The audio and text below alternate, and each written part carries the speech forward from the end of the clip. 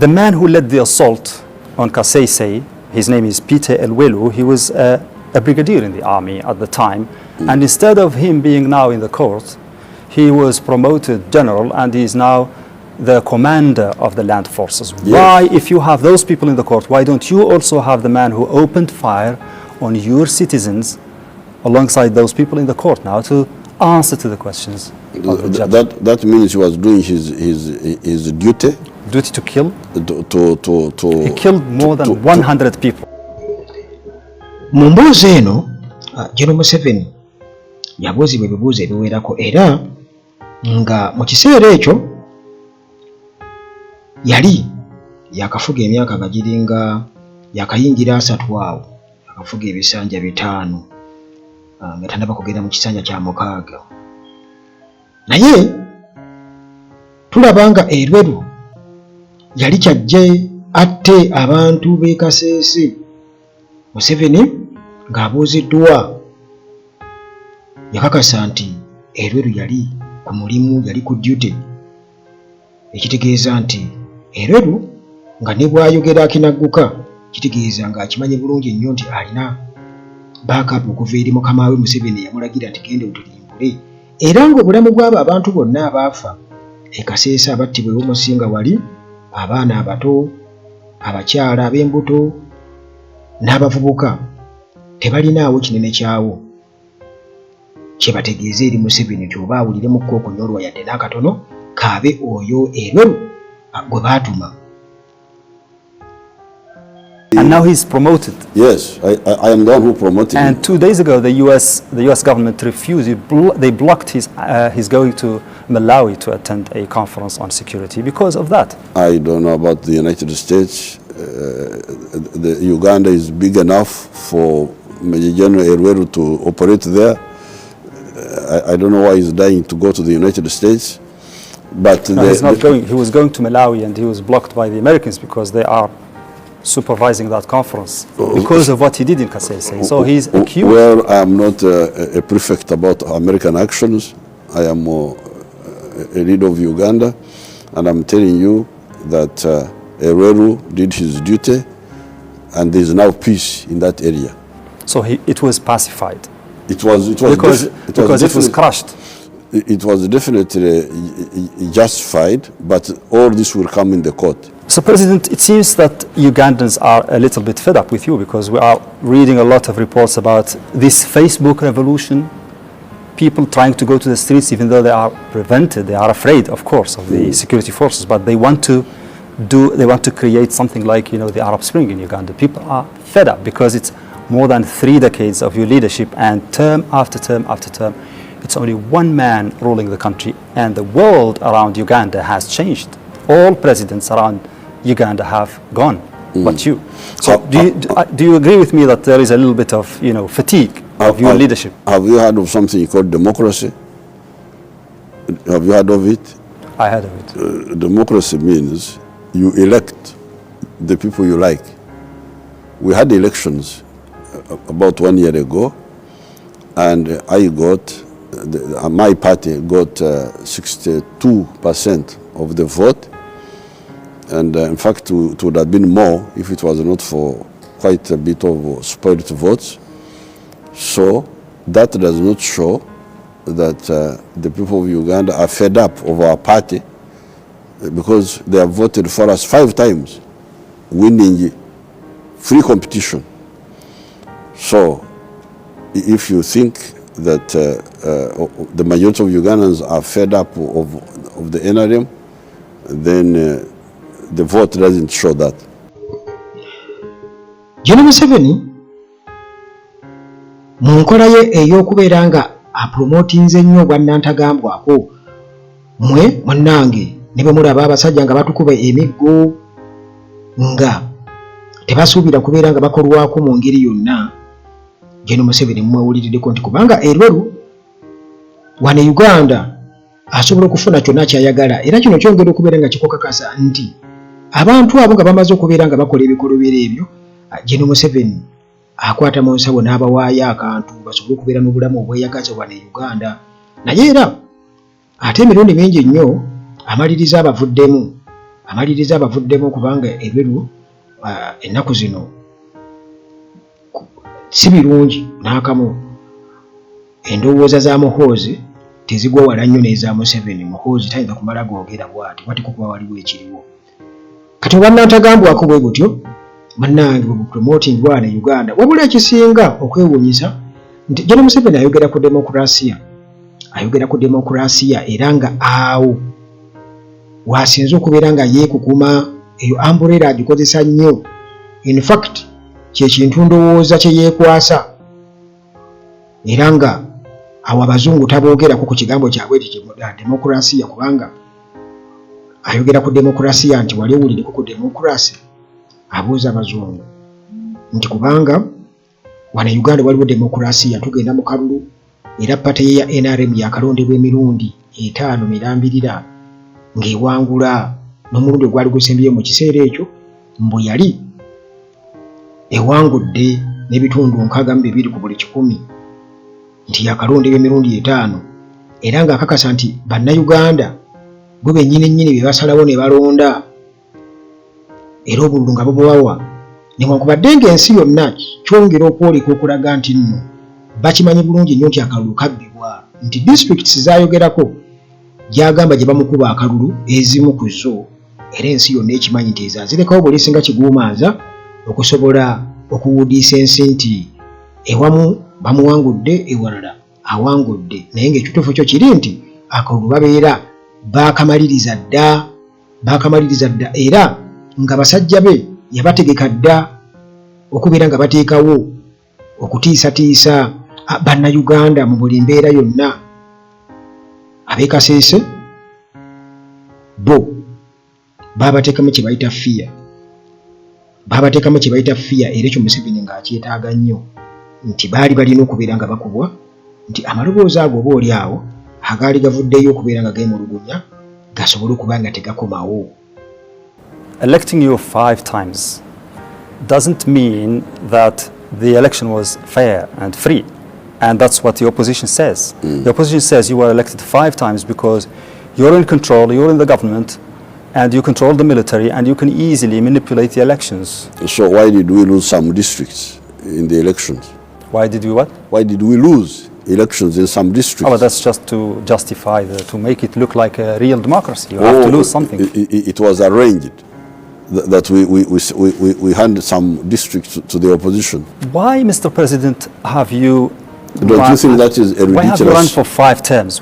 Why? The issues of countries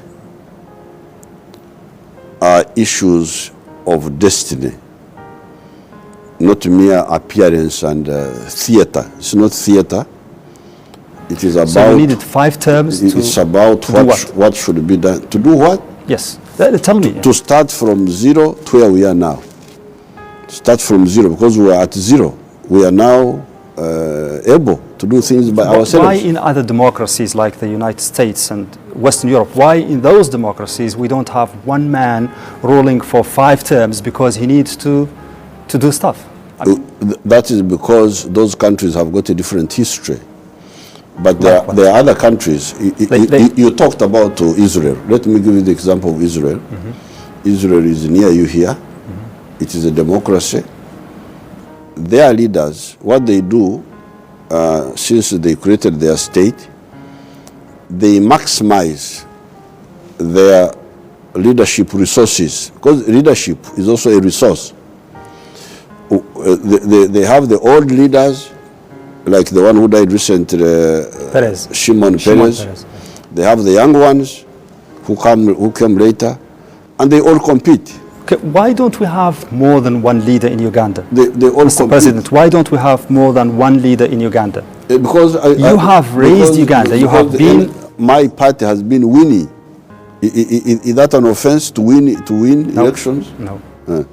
Wow. Oyo ye General Museveni ye monnange yajjanga lukokobe akukakasa nti waliwo abakulembeze abakadde tebalina gye balaga. Kati wabona abakulembeze abapya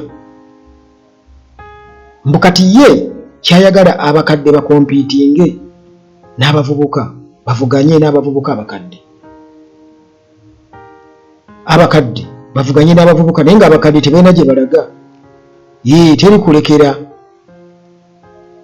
Teri kulekera kyategeeza. Jjukira nti gye buvuddeko yatugamba nti eyo guruupu eya Kyagulanyi alina kumalawo mmale.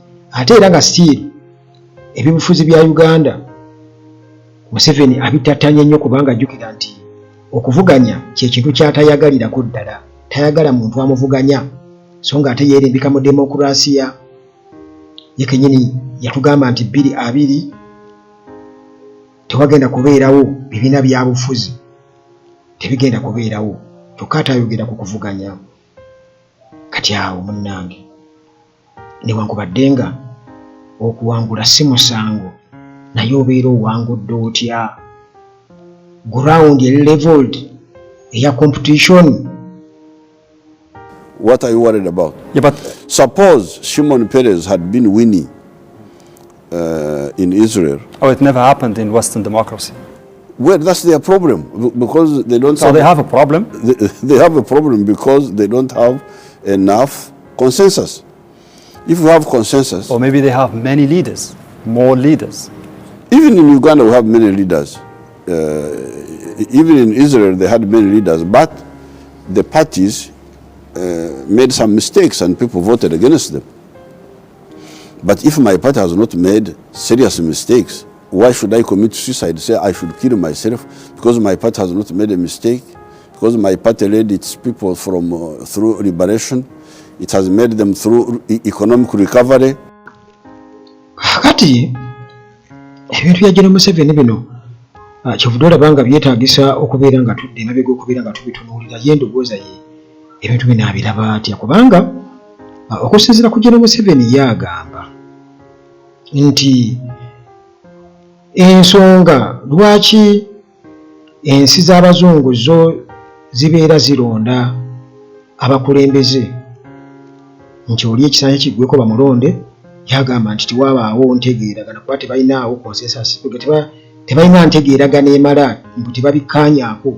Wano e Uganda, did we oba have we ever struck consensus with Museveni nti atukalakata ebbanga lino lyonna? Kuba Museveni yalinga gamba ffe tumala kukkaanya, bamala kukkaanya naffe mbu ne tumukkiriza okubeera ng'akomawo mbu naye bo bali bo ekyo kye batalina. Kubanga batuuse nemubuuza nti oba balina abakulembeze bangi Uganda nga erina mmwe mwekka kubanga era nga webategeeza. Nedda, ne mu Uganda mulimu abakulembeze abalala. Ne mu Uganda mulimu abakulembeze abalala mbu naye ye Museveni yagambye bino si bya theatre. Mbu si bya theatre. Si bya theatre. Agambye nti nno Bannayuganda baagala nnyo NRM kubanga yatununula olwedde kitwebuuza nti ani yabatuuma okununula eggwanga lino kubanga ate mwali nyiika bunnyisi. Olwedde Bannayuganda baali balonze mu kalulu 1980 nga balonze akalulu ne basalawo nti Obote awangudde. Simwogerere teyagenda mu nsiko. Museveni eyali Katumba oye w'ebiseera ebyo yeyagenda mu nsiko ng'aga nti babbye akalulu so nga ate yafuna 1%.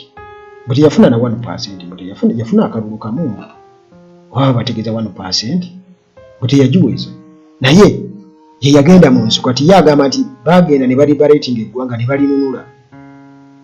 Mu kulinunula awo waliwo ebibuuzo bingi kuba mukimanyi bulungi nnyo nti kati embeera kumpi gye twayitamu yonna gye bagamba gye baatutaasa ate gye baatuzzaamu. Ate kugatanda ky'okubeera nti nno teri muntu yayingira mu ntegeeragana na Museveni nga bwagamba nti tewali consensus eri ewaabwe, bwano waliwo consensus. Tewaliwo okutegeeragana kwonna.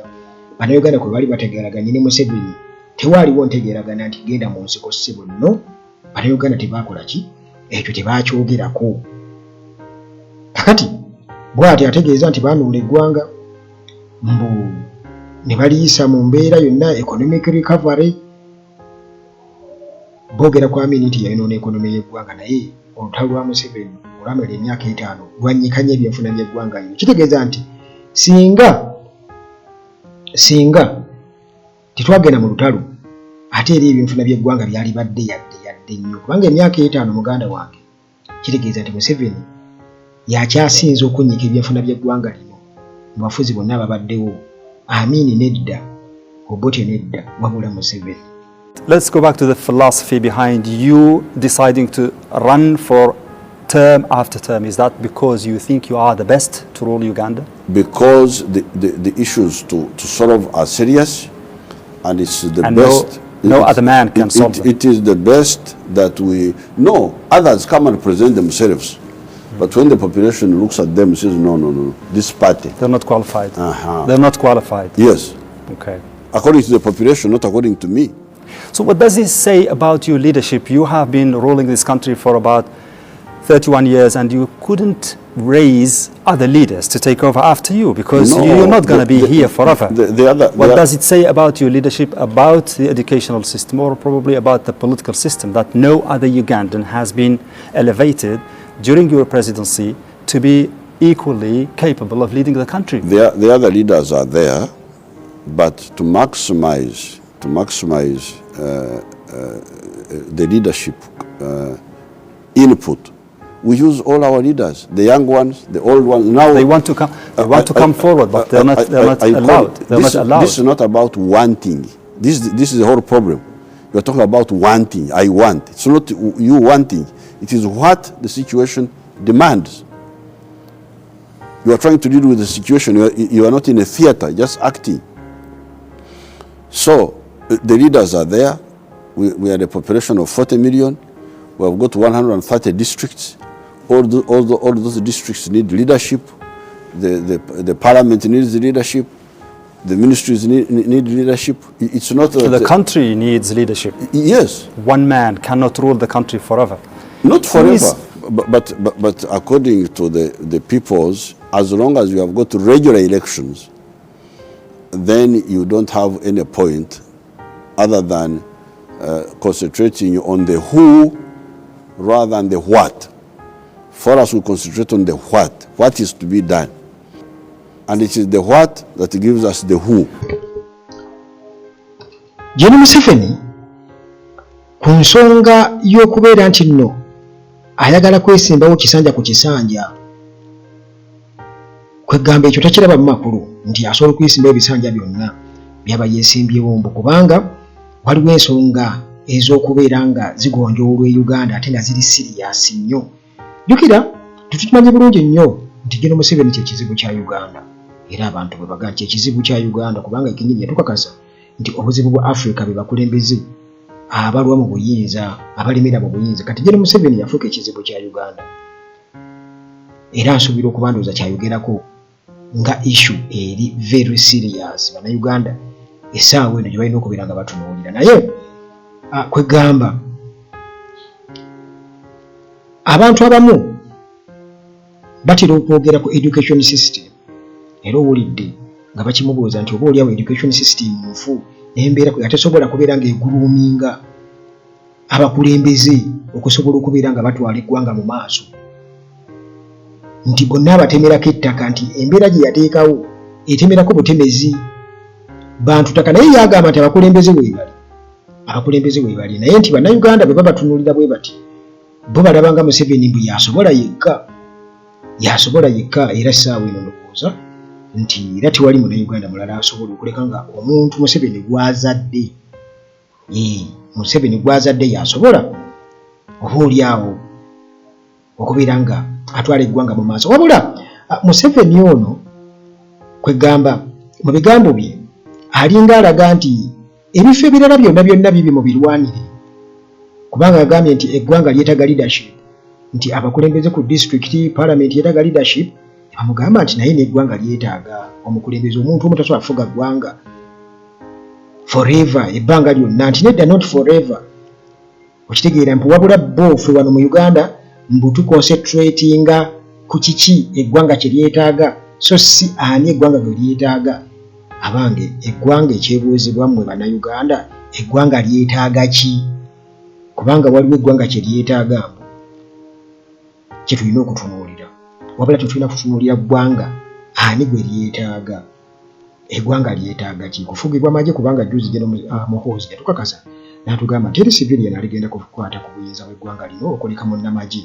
Eggwanga lyetaaga bannamagye lyetaaga bamufuga bamukwata mundu, teryetaaga ba civilian, teryagala civilian government.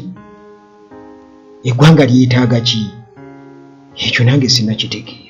Mr. President, you said that the Ugandans, they don't see anybody else as qualified as yourself to rule the country, and now When they go for the elections, after 5 terms, you are now 71 or 72, I don't know. 72. In 3 years, you will reach the age limit, and you can't run for another term.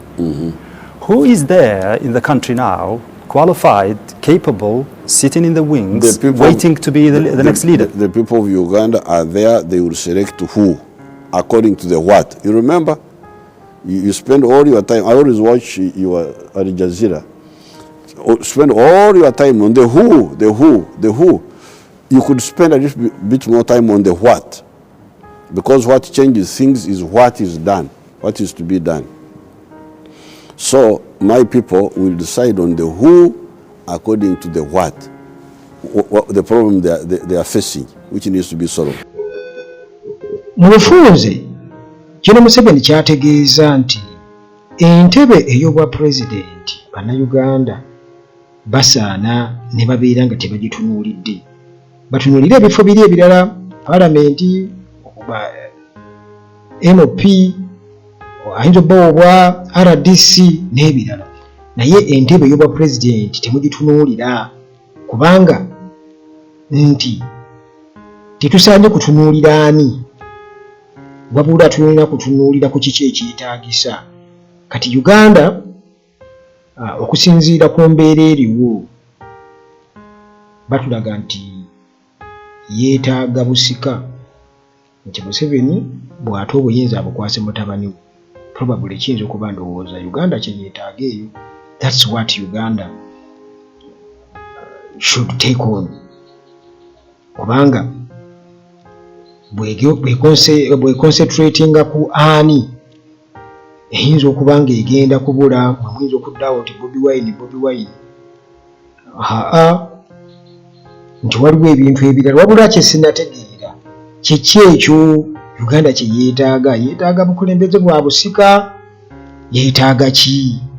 Uganda yeetaaga ki? According to some of the reports I read, you have demanded to be given the right to choose the next leader of Uganda, your own successor. I cannot demand That's that, not true. because it is the people. The people are there. Okay. The people have been electing me in spite of Al Jazeera and. Are you going to run for another term? Kano akasajja singa gye ne Museveni yali asobola yaleka ku byengolo. Yandika ku byengolo kubanga kaali kamwefunyiriddeko muganda wange. Naye kwegamba mulaba ekibuuzo kyebabuuza gye Museveni mu kiseera ekyo, baamubuuza nti tukitegeddeko nti wasaba nti gwagenda okulonda omukulembeze anaddako. Museveni n'agamba nedda bannayuganda be basalawo.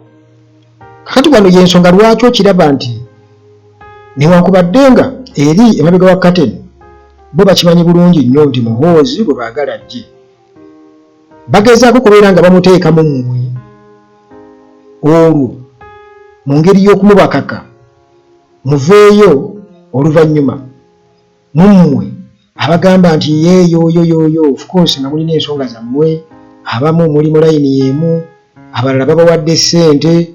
Kati olwo babagambe nti abantu be bamwagala era be basazeewo, nti mwe mumwagala muntu wammwe mwe mwasazeewo, mumubeera ku zi birthday, tabawo omukyere, takola atya n'ebirala. Kuba kati nawulidde already agezaako kubeera nti alaga nti mu nsi yonna, kugamba agula obuganzi mu nsi yonna, yeetunde mu nsi yonna. Mu January ow'omwaka guno already Muhoozi agenda kutegeka, yakwasiza Dabbala mu omulimu ogw'okubeera nti bategeka Rastafari conference wali Kololo. Guno mukolo guba gwa nsi yonna, gutera okubeera mu nsi ez'enjawulo. Wakati ku guno omulundi nabo baagala bategeke conference eyo wala Uganda, Rastafari conference. Barastafarians bajje wano e Uganda. Balamuna yagambye n'okugamba nti mbukoolwo bagenda kubaleka bakuma omukka mubiri ng'ekire kikwate. mukungu bukalukale bagenda okubeera nga bakkiriza mbu bakume omukka ekire kikola ki kikwate kugamba kabufuba okubeera nti batunda muhoozi ye balaba akasente akakoze mu muhoozi akakoledde ddala kubanga amuyiiza pulaani ku pulaani amuli bize nnyo January 2025 already conference egenda kubeera wali ku kisaawe Kololo Street Rastafari conference barasta bagenda kubeerawo okuva mu nsi yonna okwetooloola ensi yonna kakati bino byonna bina bikolebwa Museveni indirectly y'ensobola tukiraba nti muhoozi ne bwakola ensobi nti atuuka n'okubeera nga ali mu kifo ng'ekyo ye CDF ali mu magye active officer mu magye naye ng'ate yeenyigira mu byobufuzi ekintu ekitakkirizibwa mu mateeka ga UPDF ne constitution ya Uganda so ng'ate Museveni yagamba gwe si musango wabula tebakyatwala mu kooti martial wabula babayita ne baba advisinga simanyi lwaki muhoozi ye bamu advisinga tawulira kuba Museveni yaga nti baba advises naye ekibuuzo kye bamubuuzizza of course ekyokuddamu okwesimbawo yaddamu ne yeesimbawo newankubadde nga yasooka ne yeebuzaabuza naye ekyo ani agenda okumudira mu bigere mu kiseera ekyo nti otegeseewo omuntu walire yamutegeka dda ye muhoozi newankubadde nga ye akiteekako mmwe kubanga yamusindika eno ensonga kyolaba byakola tabifaako ne bwayogera ebikolagana ebyobufuzi mu kifo mwali takkirizibwa naye yamuleka ayogere byonna byakola ki byasanga oluvannyuma kibateekeko nti mmwe abamwagala era mmwe abamwagala ebyo munnange ebigambo bya Museveni mubiwulidde bulungi nnyo yabyogera nga yakeesimbayo ebisanja 5 era nga yakafugira eggwanga lino ndowooza gyali myaka 31 bwe twogerera ndowooza giri 39 agenda kukongola 4 ate nga baatugamba nti yajja kukongola 5 mbu 5 ge yakima